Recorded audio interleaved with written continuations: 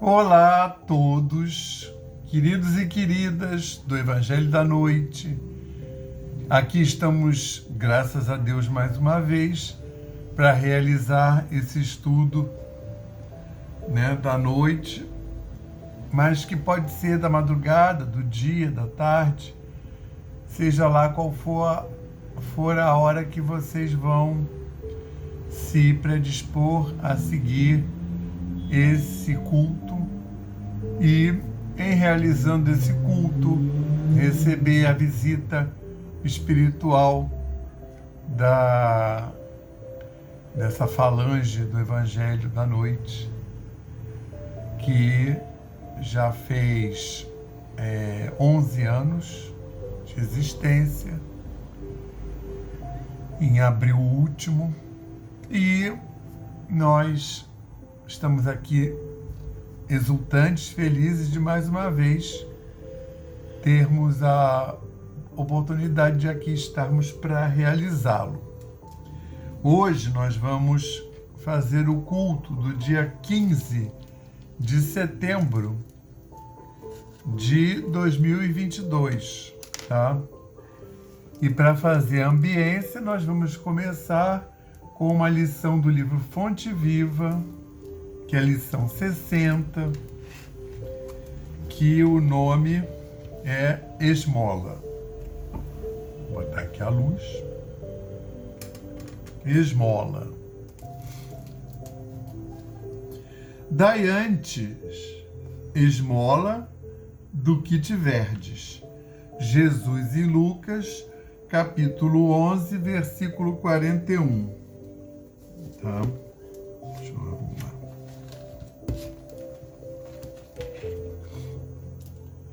A palavra do Senhor está sempre estruturada em luminosa beleza que não podemos perder de vista.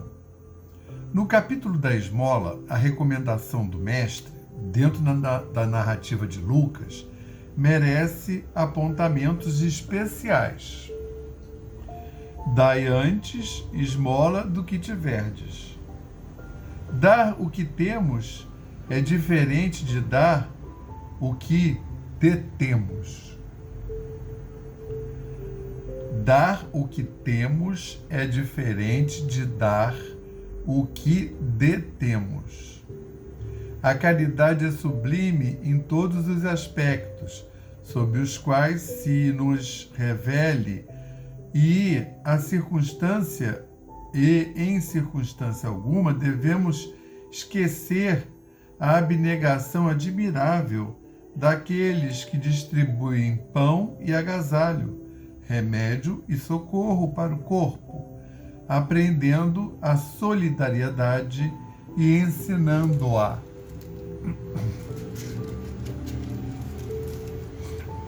É justo, porém, salientar que a fortuna ou a autoridade são bens que detemos provisoriamente na marcha comum e que, nos fundamentos substanciais da vida, não nos pertencem. Não nos pertencem autoridade e fortuna. O dono de tudo, o dono de todo o poder e de toda a riqueza no universo é Deus, nosso Criador e Pai, que empresta recursos aos homens segundo os méritos ou as necessidades de cada um. Não olvidemos, assim, as doações de nossa esfera íntima e perguntemos a nós mesmos: que temos de nós próprios para dar? Que espécie de emoção estamos comunicando aos outros? Que reações provocamos no próximo? Que distribuímos com os nossos companheiros de luta diária? Que é o estoque de nossos sentimentos? Qual é o estoque de nossos sentimentos? Que tipo de vibrações espalhamos? Para difundir a bondade, ninguém precisa cultivar riso estridente ou sorrisos baratos. Mas, para não darmos pedra de indiferença aos corações famintos de pão da fraternidade, é indispensável amealhar em nosso espírito as reservas da boa compreensão, emitindo o tesouro de amizade e entendimento que o Mestre nos confiou em serviço ao bem de quantos nos rodeiam, perto ou longe. É sempre reduzida a caridade que alimenta o estômago, mas que não que não esquece a ofensa, que não se dispõe a servir diretamente ou que não acende luz para a ignorância. O aviso do instrutor divino nas anotações de Lucas significa: dai esmola de vossa vida íntima, ajudai por vós mesmos, espalhai alegria e bom ânimo, oportunidade de crescimento e elevação com os nossos semelhantes. Sede irmãos dedicados ao próximo, porque, em verdade, o amor que se irradia em bênçãos de felicidade e trabalho, paz e confiança, é sempre a dádiva maior de todos, de todas. Graças a Deus. Graças a Deus. Graças ao Cristo de Deus e graças ao Espírito Santo de Deus. Graças ao nosso patrono São Francisco de Assis e à sua falange divina, graças às egrégoras do Evangelho da Noite e da Aliança da Fraternidade, e graças também, Senhor, aos nossos guias e protetores, anjos da guarda, nossos espíritos amigos, a equipe do Evangelho da Noite, a egrégora,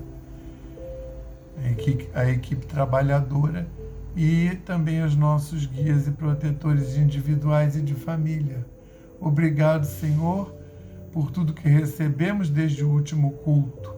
Obrigado, Senhor, por essa semana bendita, gloriosa. Obrigado, Senhor, por todo o envolvimento, amparo, pela inspiração, pela nossa condução, pelo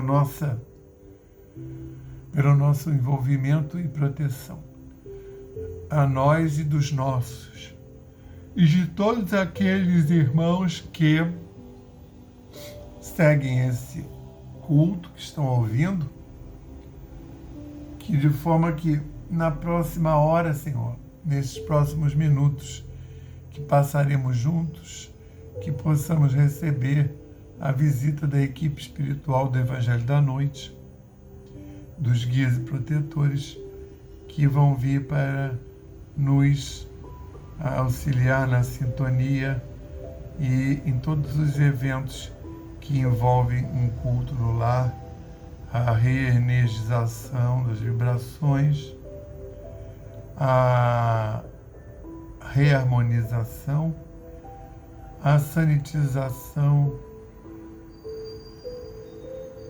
perispiritual, fluídica, que vai acontecer em nossos lares e em nossos templos espirituais. Abençoa, Senhor, essa hora, agora, esse momento de recolhimento e sintonia, e dá-nos a permissão para dar por aberto o culto da noite de hoje, dizendo o lema da nossa casa: paz e fraternidade, e o lema de Francisco: paz e bem, graças a Deus. Hoje nós vamos dar continuidade ao estudo do Evangelho de Marcos, capítulo 9, e hoje teremos uma passagem singela de apenas 2 versículos, o 28 e o 29, que o Pastorino intitulou de fé. E aí Marcos narra assim: e tendo entrado ele em casa, perguntaram-lhe seus discípulos particularmente: por que não podemos nós expulsá-lo? Respondeu-lhes: esta espécie só pode sair pela oração e pelo jejum. Essa é a passagem de hoje, intitulada Fé. Em Mateus, ele descreve assim: então, chegando-se os discípulos a Jesus, em particular, perguntaram: por que não podemos nós expulsá-lo? A pergunta está entre aspas e ela é a mesma do Marcos, usando as mesmas palavras. Jesus respondeu-lhes: por vossa falta de fé. Vós, em verdade, pois em verdade vos digo que, se tiverdes fé do tamanho de um grão de mostarda, direis a esse monte: passa daqui para lá, e ele passará, e nada vos será impossível. Entre aspas, tá? Palavras de Jesus.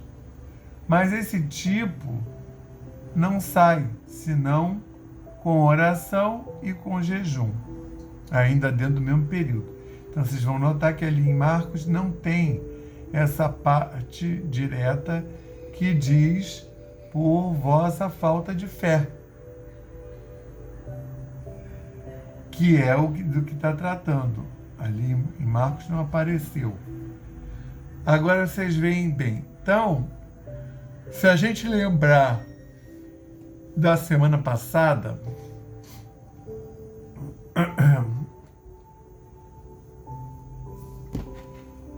que a gente estava tratando do quê? Na semana passada, era a lição a cura do epilético. Deixa eu procurar aqui. Então,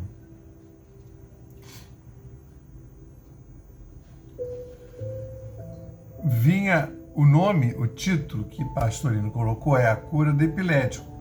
Mas a gente viu que, na verdade, ele estava tratando de fé. Porque aqui, essa passagem está se referindo àquela outra. É uma continuação da outra. E na outra, qual foi? Que é na semana passada. Quem quiser se inteirar melhor, é só ver o estudo da semana passada, que tem esse título, a cura do epilético. Então lá, supostamente, está contando uma narrativa em que Jesus faz a cura do menino que é epilético. Só que o ponto focal dessa passagem é a fé. E, no caso, a falta dela. Então, por exemplo, aqui eles falam: então, chegando-se os discípulos a Jesus em particular, perguntaram: por que não podemos nós expulsá-lo? Então, ele está falando do obsessor que obsidiava o menininho lá da última passagem, que o pai do menino procura Jesus para fazer a expulsão dos espíritos imundos, às vezes chamavam demônio. Esse demônio aí não é o demônio que a gente conhece hoje, tá? Demônio era o espírito comum, que não é espírito evoluído, do povo, tá? Que é demon, né? Vem daquela partícula demo, de democracia, entendeu? Democrático. Democracia é um governo do povo, né? Então, é o espírito comum. Então, às vezes aparece um espírito comum, um demo, né, um demônio, que é esse espírito comum. Aparece um espírito imundo, que também é se referindo a um espírito mediano, né? E então era comum procurar para exorcismos. As doenças eram geralmente creditadas a um encosto, a uma obsessão. Obviamente não tinha espiritismo, não tinha essa noção de obsessor de outras vidas, ou um obsessor que está mais ligado ao espírito, ou outro obsessor que é daqueles que você está andando na rua, ele começa a te seguir, ou por um motivo ou outro qualquer, ele acha interessante, você gosta de beber cachaça, ele também, aí ele já fica ali perto de você, mas não é nada específico, né? Se você colocar o nome dele lá na caixa de oração, frequentar um culto, pedir para que ele seja encaminhado, ele vai ser. Mas nós espíritas conhecemos outros que são mais sérios, né? E que até seria esse caso aí, né? Que aí o Cristo respondeu. E Marcos, ele dá uma aliviada, o Marcos, né? Porque o Cristo falou, esta espécie só pode sair pela oração e pelo jejum. Então ele está fazendo uma distinção de tipos de obsessores, tá? Notar o seguinte, então, nessa época, né, você tinha essa correlação direta entre o espírito, uma obsessão, um espírito acoplado e uma doença, né? E muitas vezes o Cristo chega e realmente afasta algum espírito que estava junto, e a pessoa às vezes era muda, sai falando, às vezes era cega, sai vendo, tá? Eles associam menos quando era defeito físico, como coxo, aí eles já não associam muito, a não ser que a pessoa tenha as duas pernas direitas.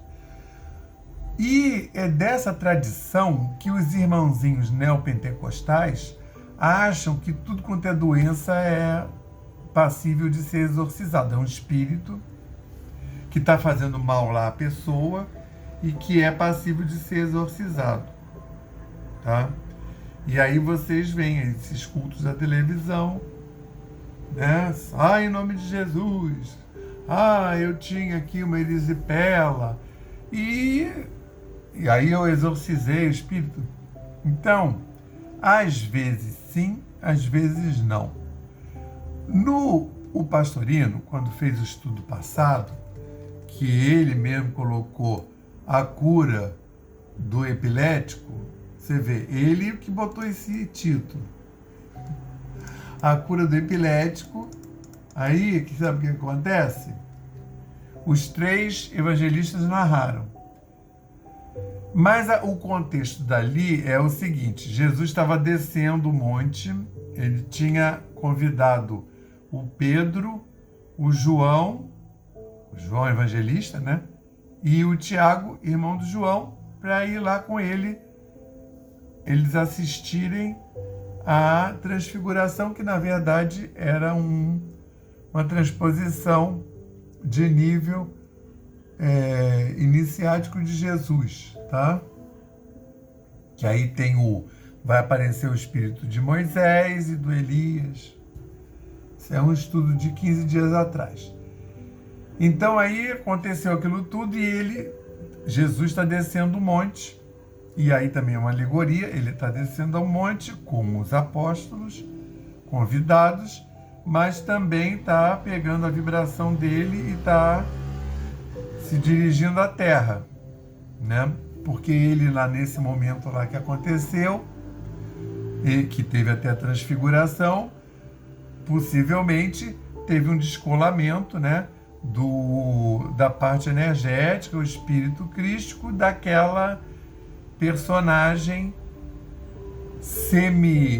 daquela matéria, daquele plasma, daquela matéria que era semimaterial em relação ao planeta Terra, e que por isso é que teve provavelmente por isso teve a transfiguração, porque na verdade na hora que ele se desacopla desse, vamos botar assim, desse perispírito denso, feito de matéria do globo, que no caso dele era uma outra coisa, que a gente não sabe exatamente dizer, mas ele se afastou para poder fazer lá a transição energética junto com os outros dois espíritos que se apresentaram, Moisés e Elias, e obviamente para serem visíveis para os 3 apóstolos, houve um aporte de ectoplasma, também não o ectoplasma de uma seção de ectoplasma nossa, como acontece aqui, esse plano, né? Uma sessão de cura, que tem o médium na cabine doando ectoplasma, mas é tudo nessa densidade que a gente opera, né? Aí sessão de cura, aí um enigma, né? Que cura é essa? É claro que a maioria vai lá procurando cura física, mas às vezes a coisa toda se procede num corpo que não é material. Aí às vezes, mas curou lá a ferida ou não sei o quê. Mas na verdade a coisa aconteceu num dos corpos fluídicos e acabou reverberando no material. A causa, porque quando a causa é material é mais simples. Aí você circunscreve tudo a uma manipulação de matéria, com mecanismos corporais de autopreservação e de autorrestituição, como o nosso corpo tem, né? Você corta aqui, daqui a pouco aquilo já está cicatrizado e a pele vai recolar. E geralmente os outros mecanismos também. Essas doenças que persistem mais, geralmente estão localizadas em outros corpos, que não o material. Aparece no material pela sucessão, né? Pela comunicação entre esses corpos. Então, quando você fala sessão de cura, né, para a gente, claro que vai envolver fluidos mais densos, que são um médium daqui da Terra mesmo, que vai doar, né, um médium de ectoplasmia, que é dito, né, sessão de ectoplasmia. Esse médium é um médium que geralmente não come carne, ou não come carne nos 48 horas anteriores, não bebe álcool, né? Uma pessoa que tem que ter uma vigilância maior, porque conta os pensamentos, e que é a pessoa que vai doar para poder doar um ectoplasma mais quintessenciado. Até porque vai ser manipulado pelas entidades. Nesse caso que houve lá, que teve a sessão de ectoplasma, eu estou falando de ectoplasma para vocês entenderem, mas não é o ectoplasma daqui da Terra, que envolve moléculas de matéria, né? Mais físicas. Aquilo lá foi uma manifestação fluídica, energética. As pessoas que compareceram, os 3 apóstolos, conseguiram ver, né? Viram Elias, viram Moisés, né? Mas depois, quando a sessão acabou, né? Veio uma nuvem e fez tudo sumir no relato deles, né? De que estavam lá. Mas a gente sabe que a própria nuvem já era aquele ectoplasma quintessenciado que foi utilizado durante a sessão, né? Ao que tudo indica, era uma sessão relativa ao percurso do Cristo na Terra, que durante esse nível crístico ele transcorreu 7 etapas, porque para ele também era uma ascensão, uma progressão em ele sendo espírito crístico, para um outro nível de espírito crístico mais acima. Mas não é esse o foco da lição. O foco da lição, tanto anterior quanto essa, que na verdade está sendo arrematado aqui, é a fé. E é a fé de quem? Do Cristo, de Elias ou de Moisés? Não, é a nossa. Porque aí, enquanto ele estava lá, o pai do garoto que tinha os ataques epiléticos, desde que ele era criança, o pai descreve, leva para o Cristo para ver se então o Cristo conseguia resolver o problema. Chegando lá, o Cristo não está. Mas está todo mundo lá na base do monte esperando o Cristo descer. Cristo subiu com esses 3 apóstolos que ele convidou: Pedro, João e Tiago. E eles vêm descendo e vão discutindo sobre esse fenômeno que acabou de acontecer. Quando chega lá na base da montanha, tem o povo, né, que vai atrás do Cristo, que era o que morava por ali, pelas aldeias, trazendo suas mazelas para o Cristo curar. Tem os 9 apóstolos que ficaram lá esperando. Dentre o povo que traz mazelas para o Cristo curar, está o pai do garoto, com o garoto na mão, para o Cristo fazer o exorcismo. E, como sempre nesse momento, os escribas e fariseus, e até alguns saduceus, iam lá atrás para ver o Cristo fazendo cura, para ver se ele estava fazendo alguma coisa fora da tradição, para depois poder imputar um crime a ele, né? Por exemplo, curando sábado, curando no dia de sábado. E como os 9 discípulos não conseguiram dar solução lá para o garoto, esses aí se aproveitaram e começaram a falar contra. No que esses 9 discípulos já ficaram mais na defensiva, acabrunhados, porque eles ficaram tristes consigo mesmo por não terem conseguido fazer a cura. Quando o Cristo desce, que vê a muvuca, não que o Cristo estivesse sendo informado ali naquele momento, mas o Cristo já captou lá o que estava acontecendo, tanto é que ele chega e ele não pergunta para os discípulos o que está acontecendo e nem para os fariseus, ele pergunta para o povo. Apresenta-se o pai da criança e diz: meu filho tem isso, que é até aquele momento que eu sublinhei no estudo passado, que o pai já estava até duvidando do próprio Cristo, porque se nenhum dos 9 conseguiu, nem os 9 juntos conseguiram dar jeito aqui nesse espírito, que o pai já sabia que era um espírito difícil, né? Provavelmente uma obsessão lá dessas dirigidas ao garoto, que o garoto convulsionava muito. E aí o que acontece? O que o Cristo fala, que é muito impactante, que não parece nem palavras do Cristo. E eles lhe o trouxeram, e vendo a Jesus, logo o espírito o convulsionou, que estava no garoto, e caindo no chão contorcia-se espumando. Perguntou Jesus ao pai dele: há quanto tempo acontece-lhe isto? Respondeu ele: desde a infância. E muitas vezes o lançou ora ao fogo, ora à água para destruí-lo. Mas o pai da criança para o Cristo: se podes alguma coisa, compadece-te de nós e ajuda-nos. Aí o Cristo responde: se podes, tudo é possível naquele que crê. Sendo que antes, e aí até aquela fala maravilhosa do pai, que ele diz: creio. Ele quer resolver o problema do filho. Mas, ao mesmo tempo, ele toma em contato com o tipo de credulidade dele, que é débil. Creio, ajuda na minha incredulidade, para o Cristo. Então, você vê como é que o ponto aqui é crer ou não.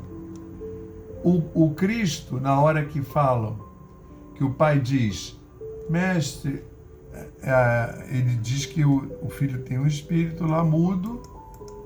Aí o Cristo responde, quando os seus discípulos não deram jeito: ó geração sem fé. Pronto, já disse diretamente. Até quando estarei convosco? Até quando vos tolerarei? Trazei-mo. Aí, o que significa isso? Ele, na verdade, está conclamando a necessidade dele estar ali. Porque ele está ali, ele vai resolver. Mas até quando estarei convosco? E vocês, que assim, depois... E aí? Depois, quando eu não estiver mais aqui, vocês não vão curar mais? E aí, curar não é o... É claro que depois isso vai ser necessário para os apóstolos fazerem a pregação naquele mundo lá, né, que vem dessa religião, ou pessoas de outras religiões que são mais materializadas, todas em cima de culto, de fazer dotes, né, devocionais, sacrifícios, e do próprio judaísmo, que era uma religião muito externa e material. Então, o que acontece aqui? Ele fala, até quando estarei, né? Geração, quando ele fala geração, não é só para os apóstolos, é para todo mundo, porque envolve o pai do garoto. O pai do garoto é o que está pedindo. Então, quem tem que ter mais fé é ele. Então, assim, os apóstolos não conseguiram, os apóstolos e ele também. Mas ele não perdeu a esperança, foi lá pedir para o Cristo. Mas, mesmo aquele ali é o Messias, é o enviado, é o Filho de Deus, mesmo assim, ele, se pode alguma coisa, então a fé, olha só, ele está acreditando, está pedindo. Mas não é, né, 100% de fé. Ele mesmo está duvidando do próprio Cristo. Se podes alguma coisa, ajuda-nos. Então, muda a passagem. Então, aquilo lá era a cura do epilético. Aí o Cristo expulsa, aquele negócio todo. E os 9 ficaram passados, porque esses 9 já estavam em missão, andando por lá, pelo Cristo mandar. Lembra que o Cristo mandava de 2 em 2? E, vocês vão fazer curas, curar o mudo, né? Fazer o paralítico andar, expulsar espíritos imundos, e eles faziam e voltavam e deu certo, né? Depois, lá quando o Cristo foi embora, que eles vão ser batizados no Espírito Santo, eles vão fazer essas coisas, mas aí já em nome do Espírito Santo, já ligado diretamente a Deus, entendeu? Eles vão fazer dentro do apostolado do Espírito Santo, eles como homens na terra. E aqui, o que acontece? Em Marcos não está escrito, é em Mateus. Jesus responde, porque aí os 9 perguntam, repara bem, Marcos diz que entrou em casa, e tendo entrado ele em casa, ele, Jesus, perguntaram-lhe seus discípulos particularmente, os 9 que não tinham subido, que tinham ficado lá. Por que não podemos nós expulsá-lo? E aí o Cristo responde de tudo lá em Mateus. Por vossa falta de fé. Pois em verdade digo-vos que, se tiverdes fé do tamanho de um grão de mostarda, direi a este monte, passa daqui para lá, e ele passará. E nada vos será impossível. Então, nesse momento, ele acaba de dar uma chave para a gente. Porque se a gente podia 2020 anos atrás, você imagina hoje. Então, o que a gente faz na Terra é muito pouco por nossa falta de fé. Eu digo pelo outro e por nós mesmos, em primeiro lugar. Porque se a gente tivesse a fé do tamanho do grão de mostarda, a gente conseguiria. Que é o que acontece. Ele chega lá e aí ele vai fazer, até porque o espírito está dentro do envolvimento, o espírito já denuncia logo, né? Está dentro da atmosfera do Cristo, a psicosfera do Cristo, e o espírito sai. Mas o Cristo dá uma aliviada, dizendo que aquele ali não saiu como os outros, porque realmente ele era um outro tipo de demônio, de obsessor. Respondeu-lhes, esta espécie só pode sair pela oração e pelo jejum. O que ele está falando? ele está falando das nossas muletas, da nossa falta de fé. Há uma possibilidade da gente e deles poderem ter expulsado. Se eles usassem muletas de fé. Então eu vou fazer uma concentração especial de ligação com o plano astral superior. E eu vou fazer isso como? Orando através da oração e do jejum. O jejum, a fome, o ímpeto da fome vai te fazer lembrar que você está fazendo aquilo para fazer uma conexão com o mundo superior. Você está fazendo a oração e está no jejum. E o jejum está te lembrando.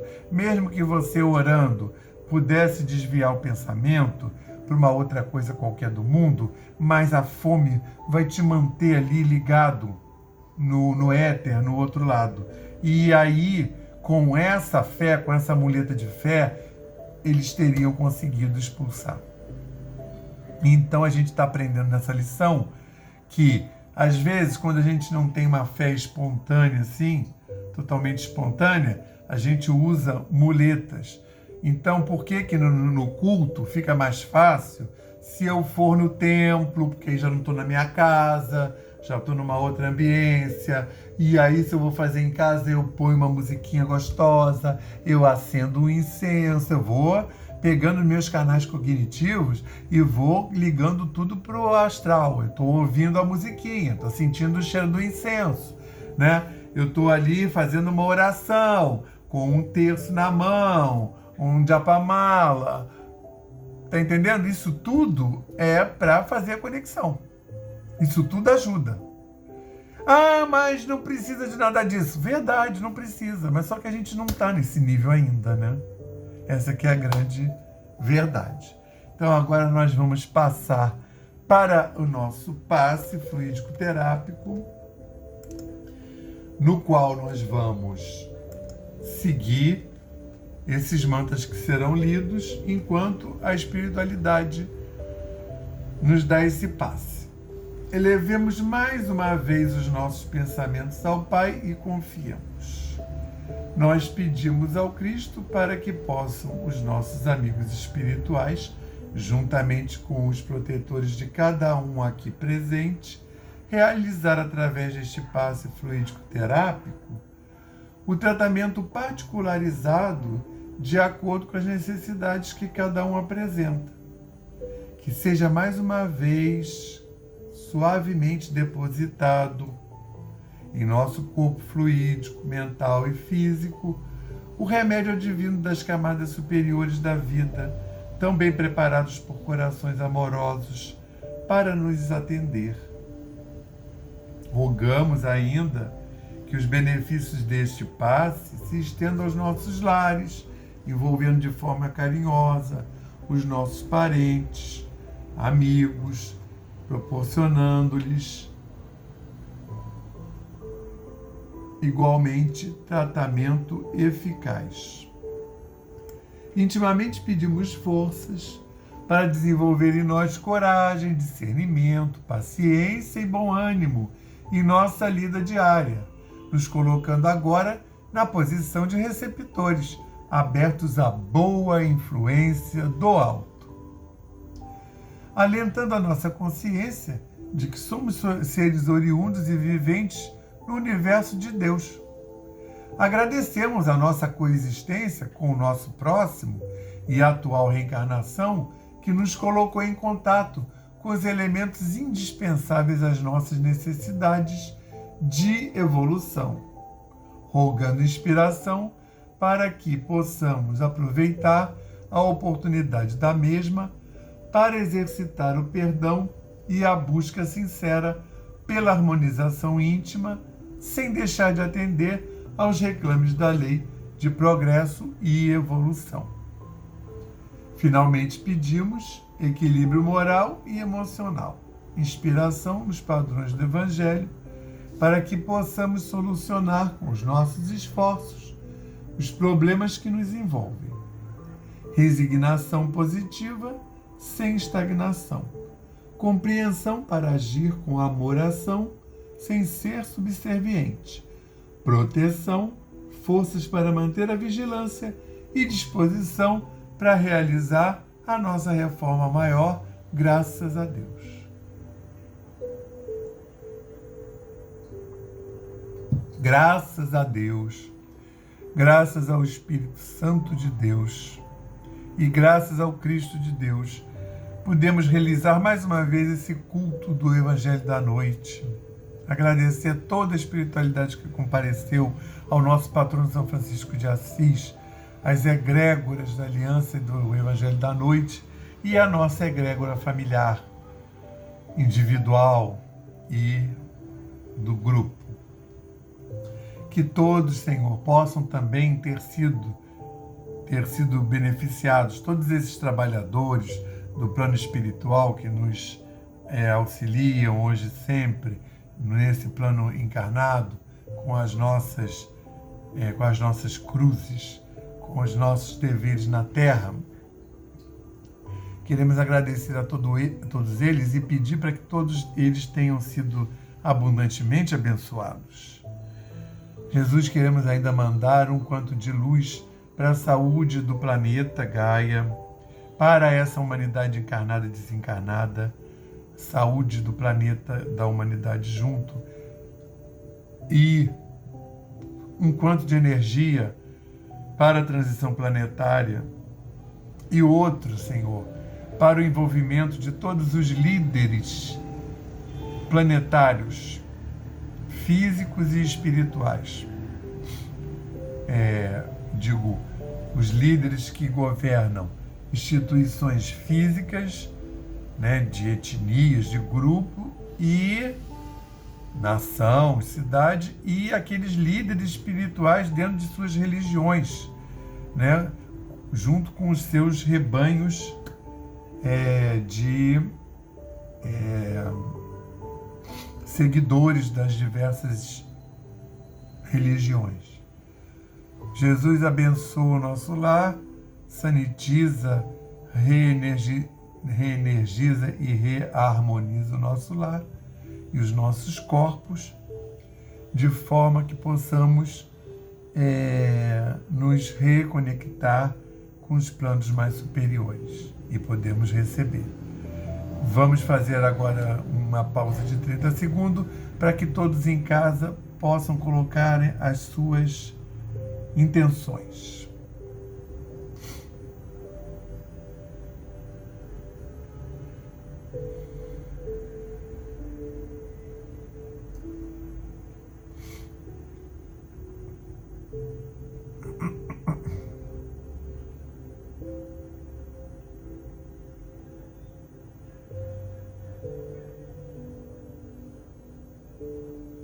Senhor Jesus Cristo, agradecemos mais essa oportunidade e pedimos a permissão para dar por encerrado o culto do Evangelho da Noite de hoje, dizendo o lema da nossa casa, paz e fraternidade, e o lema de Francisco, paz e bem. Que tenhamos todos uma excelente semana na paz do Cristo, graças ao bom Deus.